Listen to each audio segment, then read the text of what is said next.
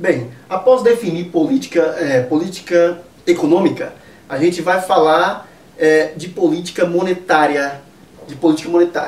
Mas, professor, qual é a importância de estudar cada política separadamente? É porque, em verdade, você não pode entender a política econômica como uma política só, como um único mecanismo de controle e observação de mercado. Em verdade, a política econômica, como eu disse, ela na verdade é uma soma de políticas. Vocês vão entender melhor isso quando a gente, lá no finalzinho, quando a gente terminar o estudo de política monetária. Mas por que política monetária? Monetário se refere a dinheiro. Por que isso? O que é a política monetária? A política monetária, ela é, em verdade, o controle e as possibilidades de controle. Ela é também o conjunto de instrumentos utilizados pela autoridade monetária, no Brasil o Banco Central, né? Para controlar o fluxo, ou melhor, controlar o volume de moedas no mercado. Repetindo, política monetária, ela na verdade fornece os instrumentos para que a autoridade monetária, no nosso caso o Banco Central aqui no Brasil, para que o Banco Central consiga controlar o nível de moeda existente no mercado. O nível de moeda existente circulando por aí em todo o nosso país. Aí, alguém pode perguntar, mas professor, qual é a importância de controlar o nível de moeda em circulação no país? Pessoal, muito grande. O nível de moeda em circulação, ele influencia demasiadamente na atividade econômica. Eu até coloquei aqui para não me esquecer esse tópico. O volume de moeda em circulação influencia a atividade econômica. Influencia o consumo, para ficar mais fácil assim. Como assim, professor? Observem. Quando se tem mais dinheiro no mercado, as pessoas irão consumir mais ou consumir menos? Obviamente, mais dinheiro no mercado, as pessoas irão consumir mais. Quando se tem menos dinheiro em circulação, as pessoas consumirão mais ou consumirão menos? Consumirão menos. Logo, em tese, né, a gente está utilizando aqui uma situação ceteris paribus, como se diz na ciência. Como assim? A gente está mantendo todas as demais situações congeladas, né? Desconsiderando todas as outras influências, todas as outras variáveis, né? Analisando apenas aqui a política monetária, significa que se tudo for mantido constante, ao elevar o número de dinheiro em circulação, para ficar mais fácil, você acaba elevando o consumo. Racionalmente, quanto mais dinheiro na mão do consumidor, mais ele vai consumir. Quanto menos dinheiro na mão do consumidor, menos ele irá consumir. Então o volume de moeda, a gente vai ver esses pormenores daqui a pouco. O volume de moeda, ele realmente incentiva a atividade econômica. Mas professor, atividade econômica? O que o consumo tem a ver com a atividade econômica? Ora, o consumo tem tudo a ver com a atividade econômica. Por quê? Se tem mais dinheiro em circulação, as pessoas irão consumir mais, não é isso? Tudo bem. Se as pessoas consumem mais produtos, eu pergunto, as indústrias irão produzir mais ou produzir menos? Irão produzir mais. Ao produzir mais, as indústrias vão contratar mais pessoas para trabalhar. E, ao contratar mais pessoas, né, mais empregados sendo chamados, poderá também haver uma elevação da renda. E aí mais dinheiro em mão das pessoas que irão consumir ainda mais. Então, todas as vezes que se tem um aumento da renda, ou um aumento do dinheiro em circulação, você terá um aumento no consumo. Um aumento no consumo, uma elevação no consumo de produtos, levará as indústrias a produzir mais. E ao produzir mais, você está tendo aí um aumento da atividade econômica.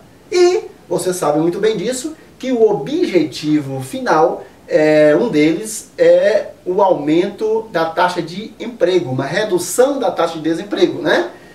E por isso, acelerar a atividade econômica até certo ponto é bom para o país, porque gera mais postos de trabalho, né? Então, o volume de moeda em circulação tem sim tudo a ver com o consumo e, portanto, tudo a ver com a atividade econômica. É por isso que dentro de política monetária, nós temos a política monetária contracionista e a política monetária expansionista. O que seria uma política monetária contracionista? Contracionista seria a política monetária em que o Banco Central do Brasil, utilizando de instrumentos que nós veremos daqui a pouco, né? A gente ainda está saindo do geral para o particular. Por enquanto, entendam apenas o que a gente fez até agora. A gente conceituou política econômica, a gente começou a estudar política monetária, a gente disse que a política monetária, estou repetindo, né? Qual é o básico da política monetária? O controle do volume de moedas em circulação. E a gente está falando também que esse controle do volume de moedas em circulação é muito importante porque o volume de moedas em circulação, o nível, a quantidade de moedas em circulação influencia demasiadamente no consumo, que por sua vez influenciará na atividade econômica. Então, mas a questão é, e para controlar o nível de moeda em circulação? Como é que faz o Banco Central, nossa autoridade monetária? O Banco Central utilizará de instrumentos que veremos daqui a pouco. Por enquanto, quero apenas que vocês entendam, dentro de política monetária, a política contracionista e a política expansionista. E o que é a política contracionista? A política contracionista é a ação do Banco Central de fazer uso de instrumentos para contrair, para reduzir a quantidade de moedas em circulação. Daqui a pouco veremos por que isso é preciso. Vocês podem pensar assim, mas professor, se quanto mais se aumenta o número de moedas em circulação, mais aumenta o consumo e mais aumenta a atividade econômica. E a atividade econômica, por sua vez, professor, é boa para aumentar o nível de emprego e logo reduzir taxa de desemprego. Por que então que o Banco Central executa políticas contracionistas? Veremos daqui a pouco. Quero apenas que entendam, por enquanto, que a política monetária contracionista é a ação do Banco Central de fazer uso de instrumentos de política monetária que estudaremos daqui a pouco, para forçar uma redução da quantidade de moedas em circulação. Ok? Enquanto que a política monetária expansionista é o contrário. É o Banco Central, é o ato do Banco Central utilizar-se de instrumentos de política monetária, de instrumentos monetários, para tentar forçar uma elevação, uma expansão do volume de moedas em circulação. Agora sim, agora já posso dizer para vocês por que isso é necessário. Bom, relação entre o volume de moeda e a inflação. A gente viu que quanto maior a quantidade de moeda, em tese, maior será a atividade econômica. Porque quanto mais moeda em circulação, maior o consumo, e quanto maior o consumo, quanto mais produtos as pessoas compram, não é isso? Maior será a atividade econômica, porque as empresas venderão mais e as indústrias produzirão mais. E, inclusive, ao produzir mais, gerarão mais empregos, que é o objetivo de qualquer administrador de um país, de uma região, e até deveria ser de uma cidade, né? Ok. Mas o volume de moeda, ele também incentiva a inflação. E o que é inflação? Vamos definir rapidamente inflação?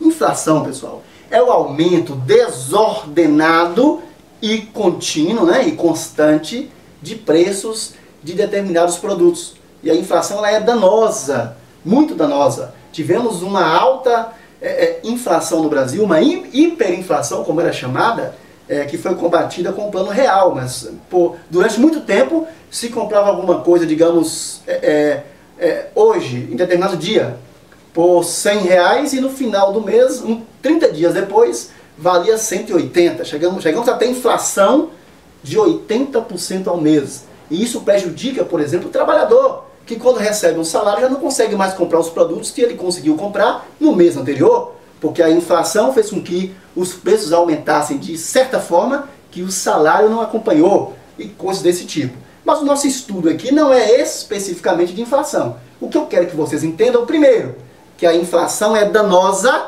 a inflação ela é péssima para qualquer economia e, portanto, tem que ser combatida. E quero que vocês entendam também que o volume de moeda influencia sim na questão da inflação. Vamos ver? Bom, se a gente eleva a quantidade de moeda em circulação, o que vai acontecer com o consumo? As pessoas consumirão mais ou consumirão menos? Consumirão mais, como nós vimos. Então, se eu elevo a quantidade de moeda em circulação, o consumo também será elevado. Muito bem. Elevei a quantidade de moeda, vou elevar o consumo. Quando eu elevo o consumo, devido à lei da oferta e da procura, o que vai acontecer? Se aumenta o consumo de determinado produto, esse produto vai subir de preço, porque naturalmente o agente econômico que negocia aquele produto, que vende aquele produto, ao perceber que a demanda está grande, o que ele vai fazer? Ele vai elevar o preço. Então, quando eu aumento a quantidade de moeda em circulação, eu estarei aumentando o consumo. Ao aumentar o consumo, o que acontecerá com o preço das coisas? O preço vai aumentar. O preço aumentando, poderei gerar inflação. Poderei gerar inflação com o aumento de preço. Se esse aumento de preço for desordenado e constante, nós teremos aqui a definição de inflação. Bom, olha o pepino. O Banco Central precisa controlar o volume de moeda em circulação para que não se tenha mais inflação como se tinha no Brasil. Inclusive, melhor dizendo, quando nós estudamos Banco Central, nós vimos isso. Nós vimos que o Banco Central ele tem que, na verdade, ele é forçado por lei, inclusive, a fazer com que a meta de inflação, com que o índice de inflação brasileiro, o índice de inflação oficial, fique sempre dentro da meta. Lembra da meta? Pois é, 2 pontos a mais, 2 pontos a menos. Então ela tem que estar ali, o centro da meta é 4,5%, como nós estudamos.